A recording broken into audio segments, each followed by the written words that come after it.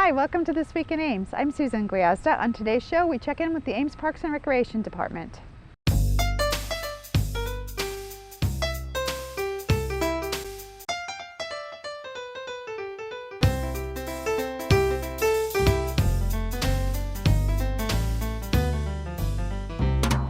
My guest today is Keith Abraham, Director of Ames Parks and Rec. Keith, welcome to the show. Hey, thanks for having me, Susan. Well, we're out of the studio today and at a wonderful location. We are here at the brand new Northridge Park. Yep, Northridge Heights Park. And yeah, there's a few things that are going on. We're trying to get this finished and hopefully have a ribbon cutting for this park later in October. Lots of excitement building up to this park. It's been kind of a long time in the planning. Tell us a little bit about the decision to put the park here and some of the features. Okay. Well, with the park, worked with the developer that felt that this would be a good place, and part of our park master plan identified a park in this area, in this neighborhood. So when we were able to work with the developer to get land, it was a good thing. The land itself came over to the city of Ames in late 2012, and then we've been working on the plans and the development most recently in the last about year and a half. So as far as the park itself, we have the trail that goes through. We're going to be putting a shelter up. There's a playground, swing set. We've got a drinking fountain, basketball pad and the hoops that you can see in the background, and then lots of open green space. So for people who may not be familiar with this part of town, we are here in North Ames. Northridge Heights is kind of tucked around the North Fairway store.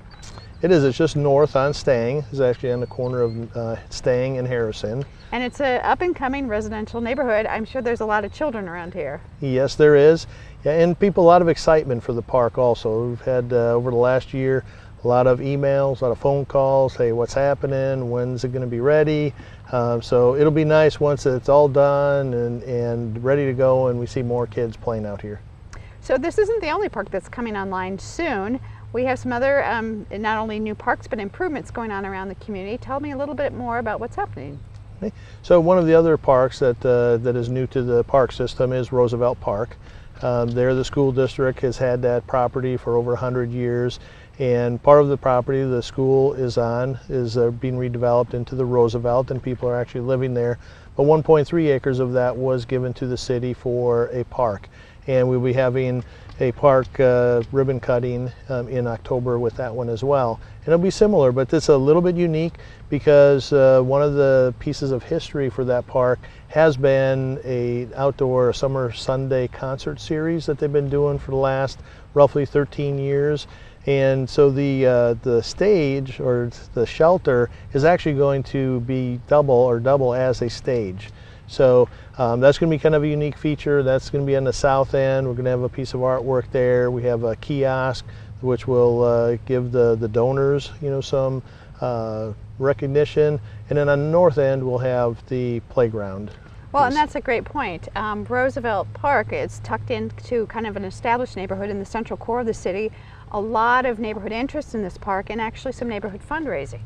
Yes, the Friends of Roosevelt Park have been great to work with, and they developed right around the time that the school district was thinking about giving the property to the city.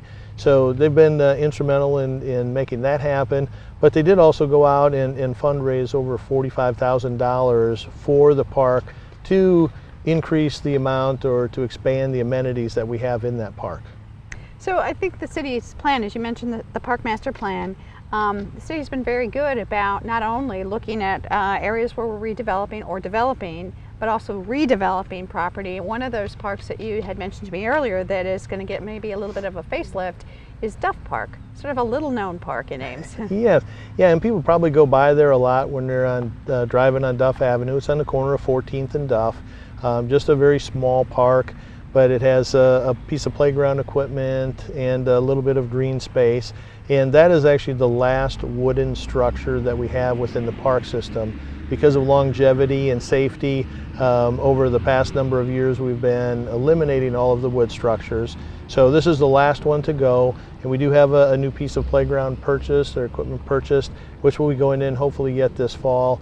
At the latest it would be next spring. And Duff Park isn't the only park getting a little bit of an upgrade. You talked to me a little bit about Greenbrier. Yeah, Greenbrier was initially it was a dump site, and we used to a number of years ago have kind of the BMX bike trail that was out there. So what it was kind of repurposed into just a trailhead for the shared use path system that we have throughout Ames. So a lot of people may not know where Greenbrier Park is. It's a South Ames Park. Yep, it's on South 16th Street, so it's between Duff Avenue and University Boulevard, right next to the Christian school, right there on South 16th. But it's a kind of an odd-shaped piece. But it was the trailhead. We put it into prairie grasses. We put a little parking lot there, and then we actually, this kind of a unique situation where we had a community member who was living in the Laverne apartments. A lot of kids across the street and in some of the housing, and said, hey, could we do something different with this park? They came to the Parks and Recreation Commission. Parks and Recreation Commission listened to what they had to say, and we kind of have changed the focus of that park a little bit, and now we'll be adding a piece of playground equipment there because the neighborhood just doesn't have anything close by. And neighborhoods and names do change, and where there wasn't residential housing, sometimes there is now. So yes, that extra playground will really help provide an amenity for those kids who live so nearby. Yes, it will. And the kids are excited to do that. We've actually involved the kids in picking out the piece of playground equipment. They were really excited about that. And we talked to them also about, hey, if we do this piece of playground equipment and we develop this into more of a usable park instead of just prairie, hey, what are their responsibilities as children and as neighbors, and be good stewards of the land and to good citizenship for the city of Ames and help keep the park clean. That's great. One final project I know is you're hoping to wrap up fairly soon is Ines Grove is getting some new features. Yes, Ines Grove will be getting 4 sand volleyball courts, which will be lighted, and those will be located, and Ines Grove is on the corner of 24th and Duff. But the tennis or the sand volleyball courts will go just north of where the tennis courts are. It's a piece of property that is part of the park, but it was kind of sloped. It was kind of collected water. So what we're doing is we're doing some regrading. We wouldn't use that for anywhere else or for anything else because it wasn't flat. So we're turning that into sand volleyball courts. They will be lighted, and we're looking forward to playing on those next spring. Wow, so a lot of really great, exciting projects happening with Parks and Recreation. I know that you're always looking and watching as the city develops, so I'm so glad you're able to share with us some of those plans. Yeah, and as in with it, like we talked about Greenbrier, sand volleyball courts came about from a need. People coming and talking to us, players that are going to other communities. So I guess it'd take just a minute to really encourage people that if they have thoughts, if they have ideas, if there are things that they'd like to see done, whether it's in their neighborhood or a park close by, that they should contact us, and we'd love to hear what they have to say. All right, thanks, Keith. Again, if you'd like more information about parks and things that are happening, make sure to check out our city website at cityofames.org. Some things for your calendar as it gets a little cooler into the fall. Remember, Yard Waste Free Days are coming up. They start October 24th and continue into November and December.